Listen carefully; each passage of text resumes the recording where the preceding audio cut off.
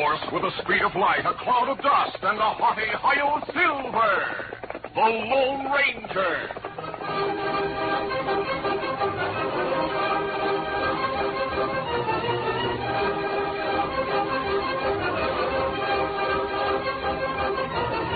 With his faithful Indian companion Tonto, the daring and resourceful masked rider of the plains led the fight for law and order in the early western United States. Nowhere in the pages of history can one find a greater champion of justice. Return with us now to those thrilling days of yesteryear.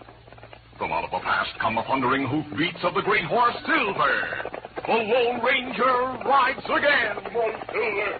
Let's go, big fellow. Hail, Silver! Away!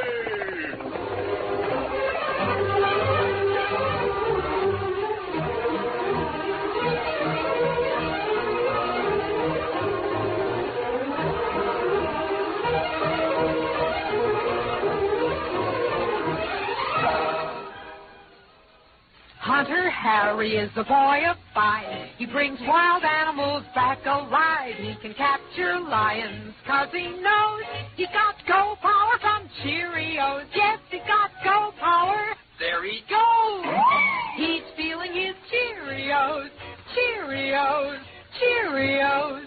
That makes sense. Try Cheerios, the wonderful oat cereal that's shaped like a little letter O, and you'll agree. You'll like that delicious toasted oat flavor, and Cheerios is ready to eat.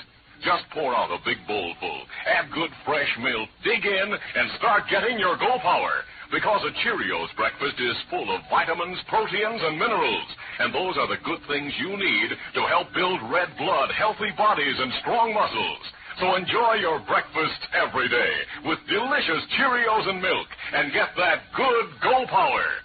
Then folks will say, he's feeling his Cheerios.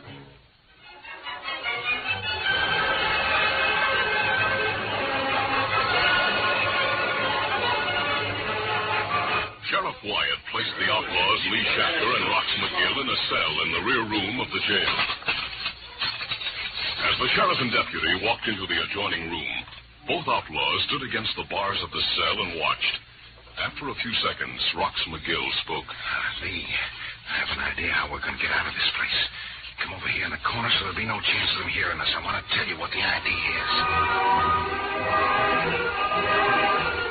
In the office, Sheriff Wyatt and Deputy Sam Rowland finished their plans for guarding the two prisoners until higher authority from the territorial capital would arrive to claim the outlaws. And you keep an eye on them, Sam, while I'm gone. I'll get down to the stagecoach office and give them a message to send from the First Western Union office to Driver Ricci. You do that, Jim.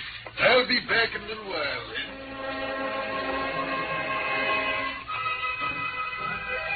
Later, when Sam Rowland came from the office into the cell room with food for the prisoners, his eyes popped at the sight he beheld, and the tin tray of food he carried crashed to the floor. What's he doing? Hanging himself. What does it look like? Rox McGill had climbed onto the bench beneath the barred window of the cell and had attached the end of his belt to one of the iron rungs. The other end of the belt seemed to be tied tightly around his throat. His knees were sagging, and his face was becoming red as if he were choking. The deputy, unaware that McGill was acting, ran to the cell door. Captain, he's killing himself. Take him down. Loosen that belt from around his neck and get him down from there. Oh, why should I? That's the way he wanted it. Let him do what he wants. You're crazy. You'll die. He's beaten the law, that's all I know. Why you... I like the idea. But... That's why I'm letting him do it. Well, the law says he's got to be protected till a just trial's given him. If you don't get him down from there, I'll do it. Look at his face and his eyes. Shafter, you're a fiend. McGill, stop him. Let me get that belt from your throat. I have his arms, Rox. What are you doing? Let go. If I'd have hold my breath another minute... The trick. Take his gun, Rox. Oh, you're turning this way. Yeah. There, I have it. Help, Jim, Sheriff, help. Rox, give it to him. He's out cold. Let him drop. Yeah. I'll lock the cell door just to make sure he doesn't get out. Lee Shafter locked the unconscious deputy inside the cell, then joined Rox McGill in the sheriff's office. McGill was placing a holster around his waist. There was another gun hanging on the wall. I'm taking that. You use the deputy's. It's on the table there where I left it. Yeah, I'll go get it. I have it. Ready? Yeah. We go out the side door. Our horses are in the stable at the rear.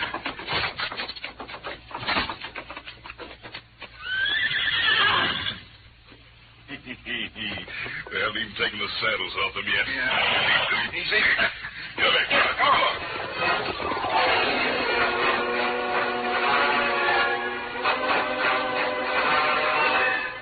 Tonto had left the Lone Ranger in the nearby hills while he came to the town of Desperado for supplies. He was there when Sheriff Jim Wyatt entered and told of capturing the outlaws, Shafter and McGill. Wyatt finished his story. And it was lucky. The stagecoach driver was ready to take off. He's carrying my message to Cross Junction, and it'll be on the wire in 3 or 4 hours from now. Well, I better get back. Say, Hank, you have my order all packed there? Yep, that's everything, Jim. Say, maybe you better swear in a couple of deputies to stand guard with you and Sam tonight. Those rattlers, McGill and Shafter, escaped from better jails than the one we have here. Don't worry about him getting away, Hank. We'll look after him. Maybe I'll do what you say. Later, though. And I'll see you. You bet, Jim. Virginia, what can I do for you? Now, me won't get order. Me have it on paper. Hey, what? The store owner ran to the entrance where Sheriff Wyatt had dropped his order and was reaching for his gun. Tonto was a few strides behind and heard the hoofbeats directly outside. Hey, stop! Stop! I'm shot you. My side. They got me, Chief. Tonto's horse scout was tied to a hitching post many yards away, and already the escaping outlaws had disappeared from the main street. But Tonto was concerned with the lives of the 2 men who had fallen. I need help, you. He was already stopping the flow of blood in the sheriff's wounds as the first of the men who'd heard the shots appeared. Hey, who got it? You? Hey, it's the sheriff. Him hurt bad. You get doctor. Sure. It's Jim Wyatt. You know,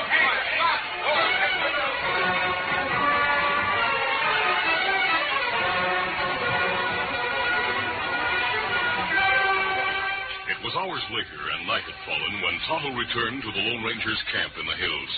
The Indian told of the shooting by the notorious outlaws and of the events preceding it, all of which he had learned from Deputy Sam Rowland when that man was found locked in the cell. Tonto spoke of Rowland. The deputy hurt bad on head. Doctors say him can't leave bed. And doctors say sheriff must stay in bed long time. Does that mean they have no one to take charge of the sheriff's office? Men start posse, but they not have easy time. Shafter and McGill have been responsible for a lot of death and destruction in this territory, Tonto. There's no one whose life or property are safe while those men are free. We look for them, Kimasabi? Certainly. We see trail outlaws make when them ride through street. Were the hoof prints distinctive? We know 'em sure if we see 'em again. Which way did they ride? Them go west, into hills.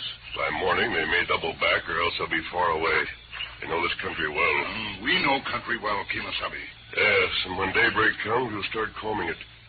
Tonto, it's the last thing I do. I'm going to put Shafter and McGill back in prison.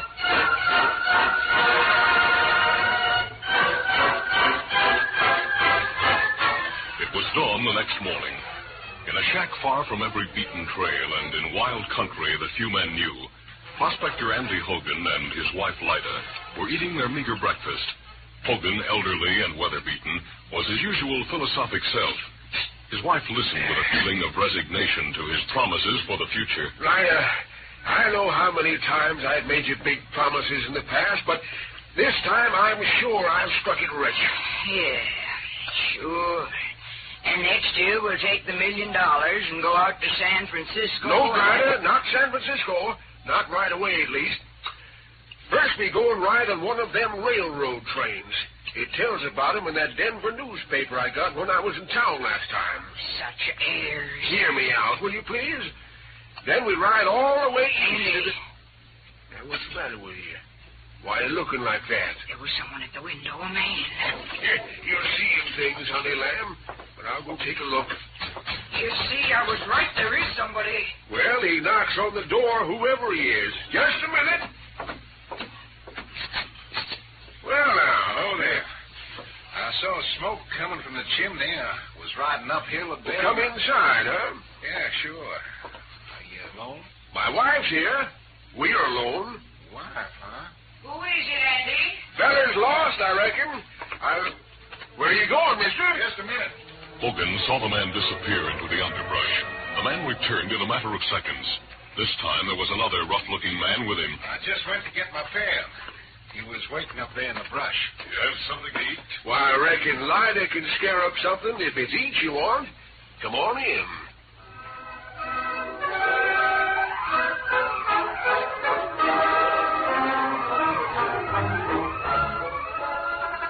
The curtain falls on the first act of our Lone Ranger adventure. Before the next exciting scenes, please permit us to pause for just a few moments.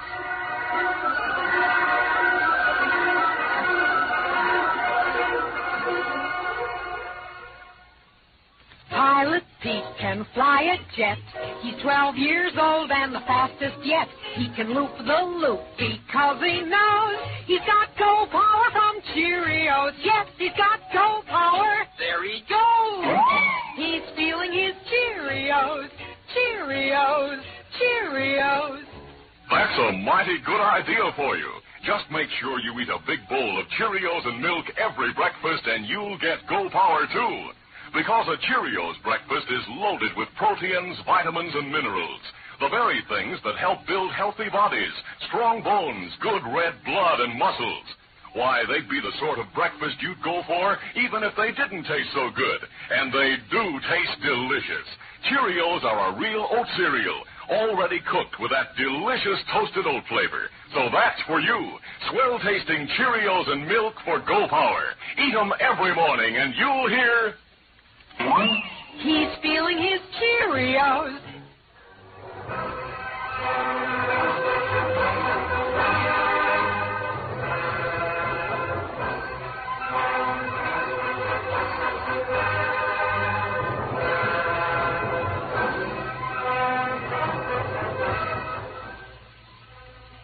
Now to continue. When the two strangers entered the cabin, Lida Hogan's dislike for them was instinctive and immediate. Her dislike turned to suspicion when one of them, Lee Shafter, looked at a pile of dirt atop a table in the corner. Shafter spoke to his partner, Rox McGill. Hey, Rox, look at the stuff over on that other table. It's gold ore, isn't it? Yeah, that's what it is, all right. You hit a vein, huh, Pop? You keep your hand off that ore. It's something to eat you're after, isn't it? Yeah, Pop, we want something to eat. Anything. Think you'll be able to rustle us up something good, Mom? Don't call me Mom. I'm no kin to you. Andy, I've seen these two someplace. Oh? And it wasn't good wherever or however it was I saw them. Oh, you never saw us. That's right. We're from down Texas way. Right, go ahead. Feed the men. I'll beat you some biscuits and you can have sow belly and beans. That's all we have. Lida Hogan, grim-faced, began to rekindle the fire to prepare food for the men. She was about to light a newspaper taken from a pile of papers in the corner when suddenly she stopped with a gleam in her eye. Unconsciously, she whispered, Lee and Rox. That's what they call themselves. Ma'am, what'd you say? Did you call me? Huh? Oh, call you? Course not. I was saying to myself I ought to put Rox... Lida, you cut it out now. Get those biscuits started. All right, Andy, I'll do it. You men make yourselves to home. I'll have things ready in a jiffy. Oh, just like a woman. How are things down in Texas? I get to town once in a while, and I get newspapers from San Francisco and Denver. The Lone Ranger and Tonto, having left their camp at the first break of dawn, rode to the wooded area near the town of Deserata, where Tonto had trailed the outlaws the previous evening. The Lone Ranger studied the hoofprints. They are distinctive, Tonto, but following them up through the hills will be difficult. However, we'll try. They're distinct enough at this point. Let's see how far they'll lead us. Come on, Silver.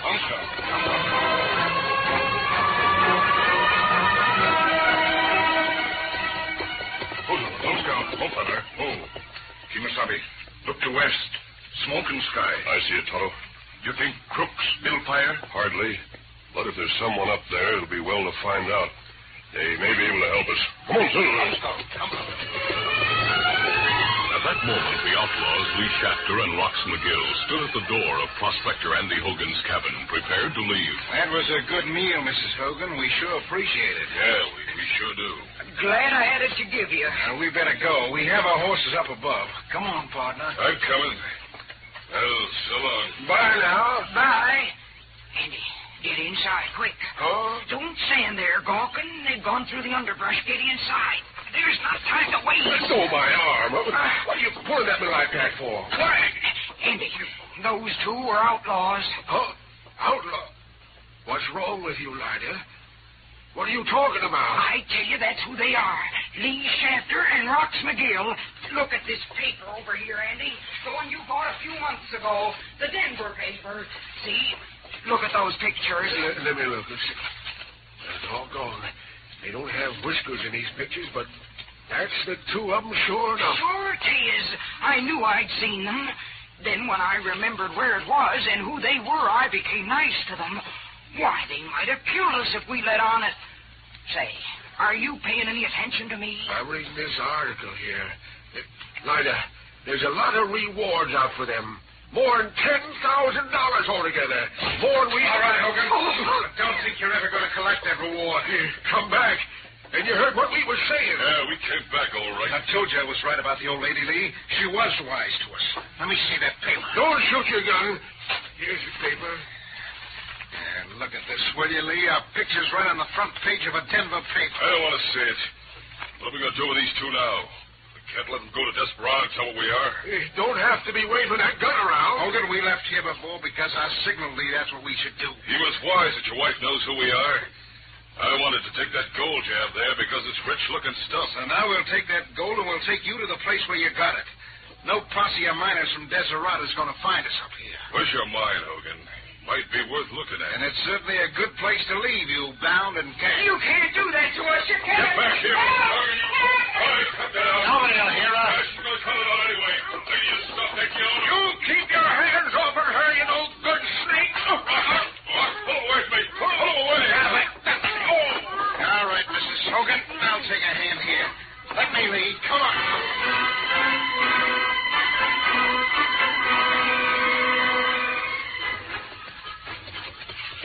The Lone Ranger and Tonto were nearing the Hogan cabin. They stopped a short distance away in the underbrush. Look, we see hoof prints again. Those are fresh ones, Tonto. They've been made on top of the morning dew. What is it, Silver? What do you see? Come on, boy. Come, Scout. Come, brother. Tonto, over there, two horses. Maybe same horses we looked for. The men we're trailing are down in that cabin, Tonto. Those are Who's got hold of it? I'd better go down there. Easy, Scout, easy. Maybe them see us. Perhaps. But we'll work down to the side of the place, hoping that they don't. Let's go.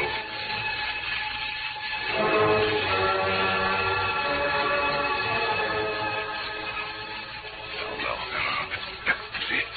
We'll crawl the rest of the way to that window. Easy now. Be careful. We're not seen.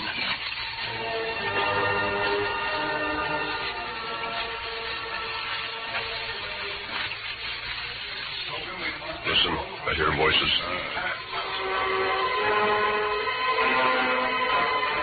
Inside the cabin, Rox McGill and Lee Shafter stood over the cowering Lyda Hogan. Her husband still lay unconscious on the floor. Look, Mrs. Hogan, if you don't want us to shoot your husband, tell us where this gold mine of his is at. We can't waste time. Where is it? What? Who's that? I don't know. I'll get to the side of the door with my gun ready, Rox. I'll stand to the other side of it. Mrs. Hogan, answer that door. Say you'll be right there. I'll be right there. Go on, open the door. Ready, Lee? Yes? We come for Mr. Hogan. Who told you to come here? Out of the way, Mrs. Hogan. Lee, it's just an Indian. Yeah. What do you want? You not shoot. We come with message. Hogan wanted it mine. Hey, Rox. Maybe we've hit pay dirt. Yeah. You come inside, Indian. What do you want, anyway? The two crooks, interested in the unexpected appearance of an Indian, relaxed the grip on their revolvers. Mrs. Hogan, tell him we're Mr. Hogan's friends. What happened to Mr. Hogan? Him on floor. The men turned to look at the inert form, unaware of the masked man who stood outside the open window with his gun aimed. Tonto glanced at the window, then moved fast. He grabbed McGill from behind. Hey, gun there. What? You dirty sneaking redskin, let go of him before you watch, Shafter. The masked man.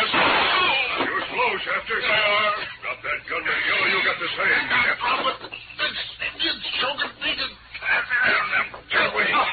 He take gun. That's it, Tonto. Cover them. I'll be right in there. Lyda, I don't know.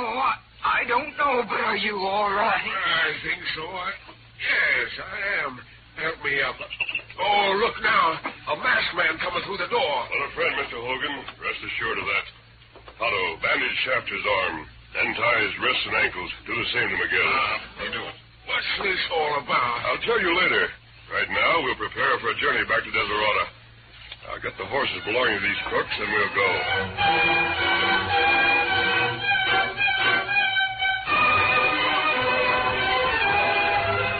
It was late that afternoon.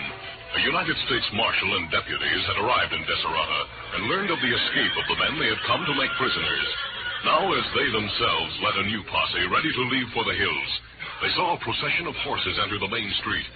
Sam Rowland, Sheriff Wyatt's deputy, was the first to speak. It's Shafter and McGill. Look, Marshal, they're tied up or something. I see them. But there's a masked man behind. He's holding a gun on the other two. So's the engine riding beside him. I think I recognize those two. That's old Andy Hogan riding behind on his mule. And his wife's with him. Let's find out what this is all about. Come, men, we'll take over from here.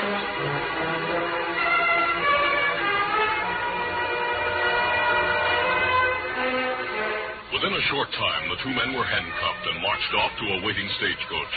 The marshal spoke at length with the Hogans and the masked man. The curious bystanders heard the masked man say, And, Marshal, it was Mrs. Hogan who recognized the outlaws, and her husband who held them off long enough for taunting me to take them. They deserve the reward. We do? Oh, we don't need that reward money. We have our mine. There's enough money in that to do us the rest of our days. And I'm going to make Andy get someone to work it for us. We're going to take one of those trips he was always talking about. Yeah. Give the reward money to Sheriff Wyatt and Sam Rowland, who caught those crooks in the first place. Well, regardless of what we say, the marshal's office will make the final decision. Otto and I have our reward in helping as we did and in knowing that Sheriff Wyatt will live. Adios, adios. Well, doggone, just like that. Right over there. As if it was nothing, he ups and rides away with the engines. Say, Marshal, a man like that must be something special. Why don't you keep him here and put him in charge of the sheriff's office? Oh, no. Jim Wyatt will be back soon and take care of Desirada. That masked man will be needed in other places to make sure that men like Shafter and McGill don't get the upper hand. You see, he's the Lone Ranger.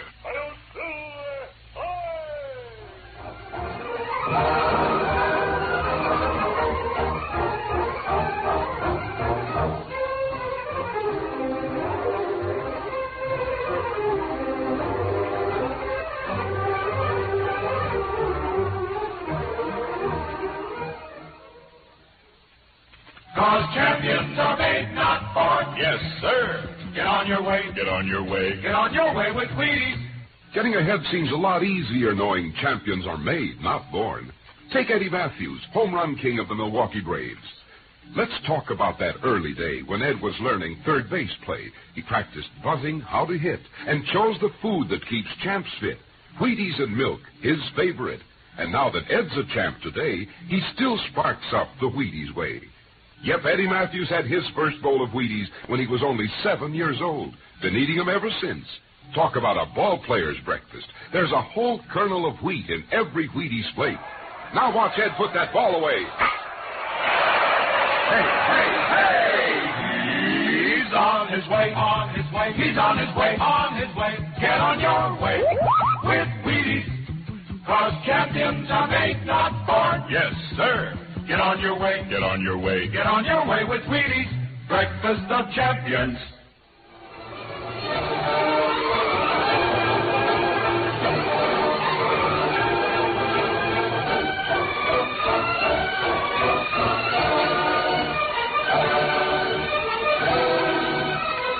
The Lone Ranger, a copyrighted feature of the Lone Ranger Incorporated, is created by George W. Trendle.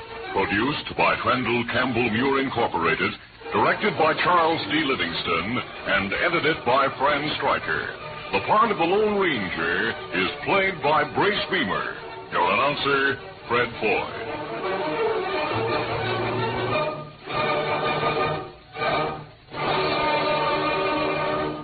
The Lone Ranger is brought to you by General Mills every Monday, Wednesday, and Friday at this same time. Be sure to listen.